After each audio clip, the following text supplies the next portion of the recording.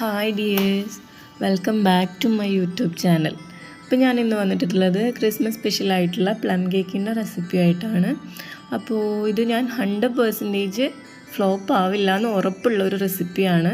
അപ്പോൾ ശരിയാവാത്തവരുണ്ടെങ്കിൽ ഒന്ന് ട്രൈ ചെയ്തിട്ട് ഒന്ന് ഒപ്പീനിയൻ അറിയിക്കണം കേട്ടോ.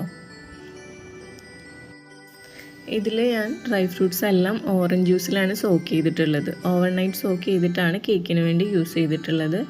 ഡ്രൈ ഫ്രൂട്ട്സ് നമുക്ക് ഇഷ്ടമുള്ളത് ഏതാണെങ്കിലും യൂസ് ചെയ്യാം. ഇതിൽ ഡേറ്റ്സ് എല്ലാം ആഡ് ചെയ്യുന്നതുകൊണ്ട് തന്നെ നമുക്ക് ഷുഗർ കുറച്ചും കൂടി കുറവ് മതി എന്നുള്ളവർക്ക് ഞാൻ ഇതിലെടുത്തതിനേക്കാളും ഷുഗറിൻ്റെ അളവ് ഒന്ന് കുറച്ചിട്ട് എടുത്താൽ മതി. ഓൾറെഡി ഇതിൽ നല്ല അത്യാവശ്യം മധുരം ഉണ്ടാവും.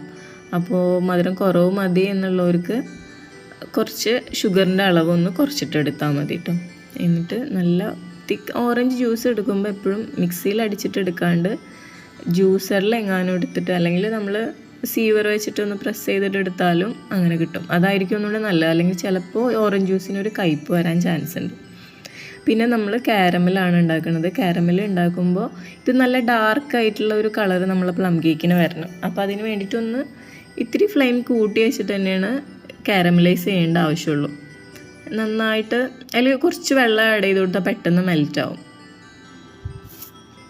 കാരമലൈസ് ചെയ്യുമ്പോൾ എനിക്ക് ഇടയ്ക്കിടയ്ക്ക് പണി കിട്ടാറുള്ളതാണ്. ഞാൻ അത്രയും നേരം ഞാൻ നോക്കി ഇങ്ങനെ നിൽക്കും. എന്നിട്ട് ജസ്റ്റ് അതൊന്ന് മെൽറ്റായി വരുന്ന സമയത്തിന് എന്തെങ്കിലും അത്യാവശ്യമായിട്ട് അങ്ങോട്ടും ഇങ്ങോട്ടും നീങ്ങും.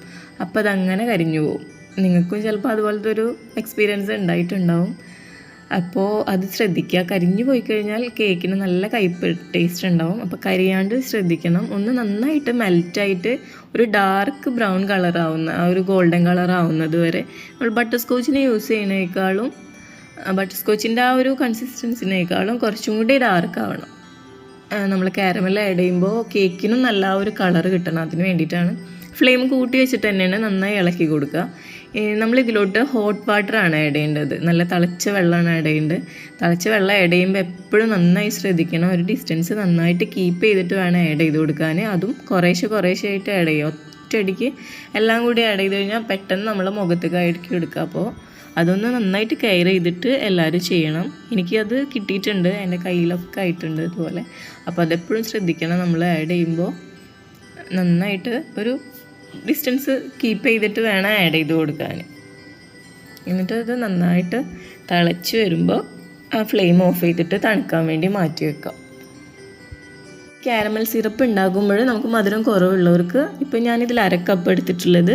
അപ്പോൾ നിങ്ങൾക്ക് 1/4 കപ്പ് എടുത്തിട്ട് ചെയ്താൽ മതി കേട്ടോ. ഞാൻ ഈ കേക്കിന് വേണ്ടിയിട്ട് റൂം ടെമ്പറേച്ചറിലുള്ള ബട്ടറാണ് യൂസ് ചെയ്തിട്ടുള്ളത്. അതിന് പകരം നിങ്ങൾക്ക് ഓയിലാണെങ്കിൽ യൂസ് ചെയ്യാം. അതുപോലെ തന്നെ ഞാൻ ബ്രൗൺ ഷുഗറാണ് ഇതിൽ ആഡ് ചെയ്തിട്ടുള്ളത്.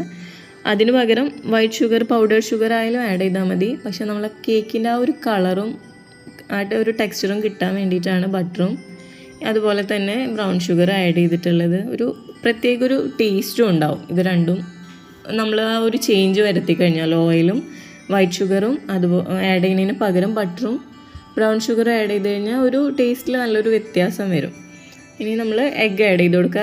എഗ്ഗ് ഒരുപാട് ബീറ്റ് ചെയ്ത് പതപ്പിക്കൊന്നും വേണ്ട. ജസ്റ്റ് ഒന്നത് ആ ഒരു ബട്ടറും എഗ്ഗും എല്ലാം കൂടി ഒന്ന് മിക്സ് ആവുന്ന രീതിയിലൊന്ന് നന്നായിട്ട് ബീറ്റ് ചെയ്ത് കൊടുത്താൽ മതി. ബീറ്റർ വെച്ചിട്ട് തന്നെ ബീറ്റ് ചെയ്യണമെന്നൊന്നുമില്ല, ജസ്റ്റ് വിസ്ക് ചെയ്താലും മതി. നന്നായി ഒന്ന് മിക്സ് ചെയ്തെടുക്കണം എന്ന് മാത്രമേ ഉള്ളൂ. എന്നിട്ട് നമ്മൾ ആ കാരമൽ സിറപ്പ് ആഡ് ചെയ്ത് കൊടുക്കുക.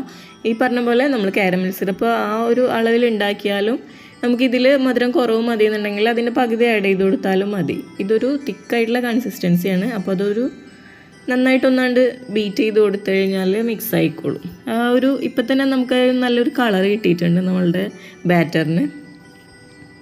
നമ്മൾ പ്ലം കേക്കിൽ വരുമ്പോൾ അതിനൊരു മെയിനായിട്ടുള്ളൊരു ഇൻഗ്രീഡിയൻ്റാണ് അതിൽ ചേർക്കണ സ്പൈസസ്.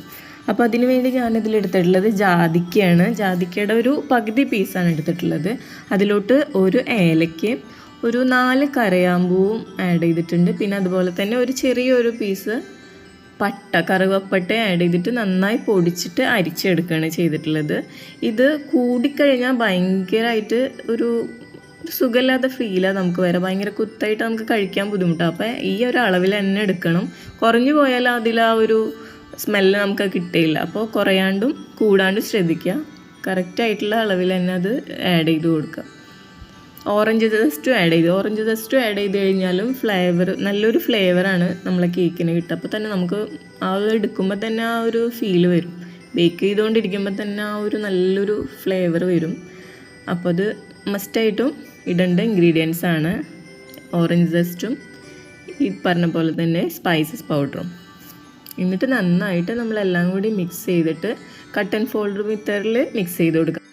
കുറച്ച് തിക്കായിട്ടുള്ള ബാറ്റർ ആയിരിക്കും നമുക്ക് കിട്ടാം. നമ്മൾ ബേക്കിംഗ് ട്രേയിൽ ബട്ടർ പേപ്പർ സൈഡിലും അടിയിലൊക്കെ വെച്ചിട്ട് അതിൽ നമ്മൾ ബാറ്റർ ഒഴിച്ച് കൊടുക്കുകയാണെങ്കിൽ നമുക്കൊന്നുകൂടെ ഡിമോൾഡ് ചെയ്തെടുക്കാൻ കുറച്ചും കൂടി ഈസി ആയിരിക്കും. നമ്മളിനി ആ സ്പാച്ചുല വെച്ചിട്ട് എല്ലാ ഭാഗത്തേക്കും അത് ഒരുപോലെ ആവണ രീതിയിൽ ആക്കി കൊടുക്കുക. എന്നിട്ട് അതിൻ്റെ മേലെ കുറച്ച് കാഷ്യൂ നട്ട്സ് ആഡ് ചെയ്ത് കൊടുക്കുക. നന്നായിട്ട് ടാപ്പ് ചെയ്ത് കൊടുക്കുക. ഞാനിത് ഓവനിലാണ് ബേക്ക് ചെയ്തിട്ടുള്ളത്. നിങ്ങൾക്ക് സ്റ്റൗ ടോപ്പിലോ കുക്കറിലോ ഏതിൽ വേണമെങ്കിലും ബേക്ക് ചെയ്തെടുക്കുക.